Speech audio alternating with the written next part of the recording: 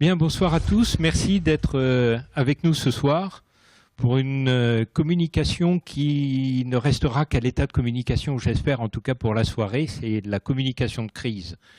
Nous avons la chance d'avoir parmi nous ce soir un panel très féminin. Non parce que nous avons fait exprès, mais simplement parce que manifestement, les femmes sont plus concernées et probablement plus à même de gérer les crises en souplesse que les hommes. Et comme aujourd'hui, ce que l'on cherche à faire passer comme message ou comme thème de travail pour les entreprises, et pas que les entreprises, c'est que les crises, ça se prépare, et puis ça se travaille, et puis ça se gère en souplesse. Eh bien, nous sommes absolument ravis ce soir d'avoir parmi nous donc 4 oratrices particulièrement compétentes et que j'aurai l'occasion de vous présenter au fur et à mesure de leurs interventions. Donc voilà, ce soir, communication de crise et responsabilité des dirigeants. On va commencer juste par une brève mise en matière ou mise en perspective en prenant la société, alors Badam Kids, hein, si vous voulez dire Badam Quiz ou Badam Kids ou comme vous voulez, c'est une société qui est gérée depuis plusieurs années par quelqu'un qui arrive maintenant dans la deuxième moitié de sa carrière, dirons-nous, qui a bien fait fonctionner sa boîte, la relève est assurée, tout se passe bien, les actionnaires sont plutôt cool, hein, il n'y a pas vraiment beaucoup de préoccupations, ils pensent sur le long terme. Et puis, le téléphone sonne. Quelque chose qui se passe et c'est manifestement préoccupant.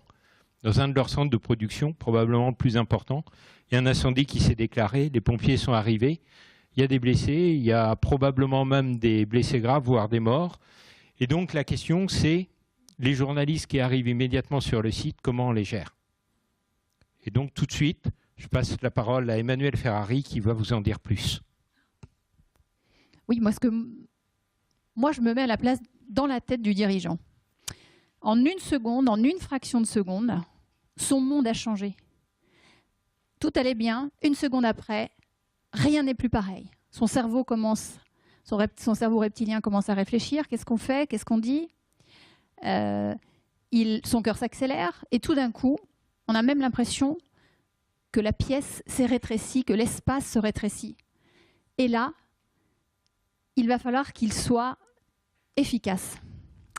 Et efficace parce que, comme le disait Platon, le bon pilote est celui dont l'action est efficace dans la tempête. Alors ça veut dire quoi être efficace? Être efficace, ça veut dire dans la façon dont il va gérer l'événement. Il va le gérer avec des équipes qui ne vont pas fonctionner comme d'habitude, puisqu'on est dans un mode de management qui est extrêmement différent, très sous pression. Il va aussi devoir faire appel à des experts, certains internes, mais parfois externes. Vous en avez un panel aujourd'hui, parce que la chose la plus importante qu'il va avoir à faire, et dans l'efficacité c'est extrêmement important, c'est de la prise de décision. Et la prise de décision, quand vous ne savez pas ce qu'il s'est passé, quel est le bilan, est-ce que c'est votre faute, est-ce que ce n'est pas votre faute, mais la temporalité de l'entreprise n'est pas celle des médias. Donc il va falloir très vite être dans l'efficacité. Et dans la communication, finalement, être efficace, ça veut dire quoi? Ça veut dire d'abord savoir vers qui on va communiquer. Et l'entreprise, quand elle fait face à une crise, elle va avoir beaucoup d'enjeux qui vont être mis en... Enfin, il y a beaucoup d'enjeux, que ce soit de la réputation, finance, activité. Et puis surtout, elle va avoir des parties prenantes. Et les parties prenantes, mieux vaut ne pas les découvrir le jour J, parce que vous n'avez pas le temps d'avoir pris le temps de leur parler, de les avoir identifiés, d'avoir partagé avec elles sur vos sujets sensibles, sur les choses que vous faites bien en matière de RSE. Ce jour-là, vous n'avez plus le temps de rien. Donc c'est une communication qui va être très directe. Et si les parties prenantes, vous n'avez pas pris le temps auparavant de les identifier et de partager avec elles, ça va être beaucoup plus difficile de leur parler. Parce que on préfère taper sur quelqu'un qu'on ne connaît pas. Communiquer aussi, le deuxième point, c'est quoi dire. Donc ne pas prévoir, c'est déjà gémir, effectivement.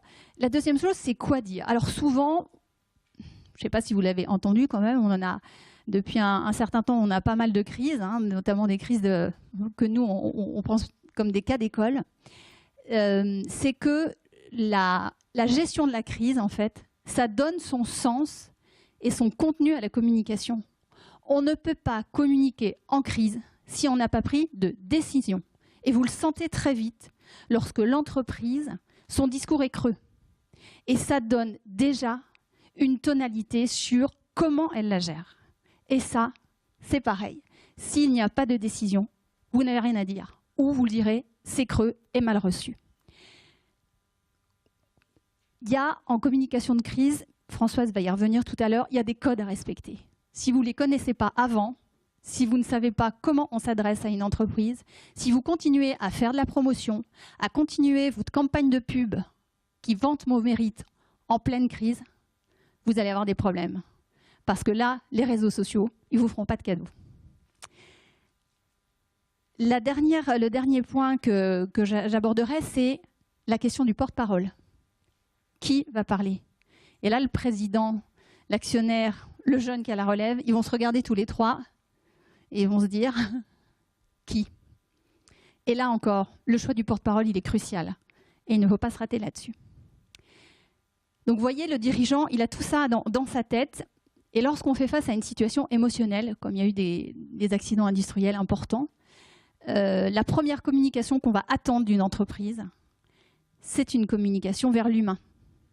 Parce que c'est le premier enjeu.